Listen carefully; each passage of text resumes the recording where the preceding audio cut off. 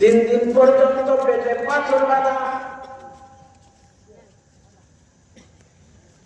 জিবরিল আমিন এসে বলেছিল, ইয়া রাসূলুল্লাহ, আল্লাহ পাক আপনাকে সালাম বলেছেন, আর এই কথা আপনাকে জিজ্ঞাসা করতে বলছেন। এত কষ্ট কেন করবেন? এত অভাব কেন বরদাস্ত করবেন? পেটে কেন পাথর বাঁধবেন ইয়া রাসূলুল্লাহ? আল্লাহ পাক রব্বুল আলামিন এই মক্কার, এই মদিনা শরীফের আরবের পাহাড় আপনার জন্য স্বর্ণ বানায়া দিবে। নবীজি কি বললেন? পাহাড় স্বর্ণ হওয়া আমি চাই না।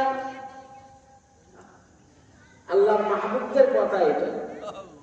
পাহাড় স্বর্ণ হওয়া আমি চাই না। ও জিবরিল, তুমি মাওলার দরবারে গিয়া বলে, এক ওয়াক্ত খাইবো আর এক ওয়াক্ত অনাহারে থাকবো। যে ওয়াক্ত খাইবো মাওলার শুকরিয়া আদায় করবো, যে ওয়াক্তে অনাহারে থাকবো খোদার যাতনা সবর করবো। পাহাড় স্বর্ণ হওয়া আমি চাই না। আমার মাওলায় যেন আমার এতিম উম্মতদেরকে মাফ করে দেয়।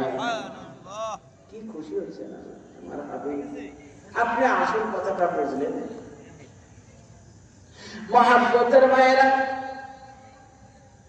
আল্লাহর হাবিবের সবচাইতে প্রাণ প্রিয় কন্যা, সবচাইতে ছোট মেয়ে হযরত ফাতেমাতুজ জাহরা,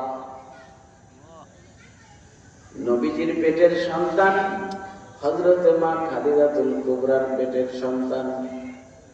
খাদিজাতুল কুবরা সেই জামানার বিশ্ব সুন্দরী।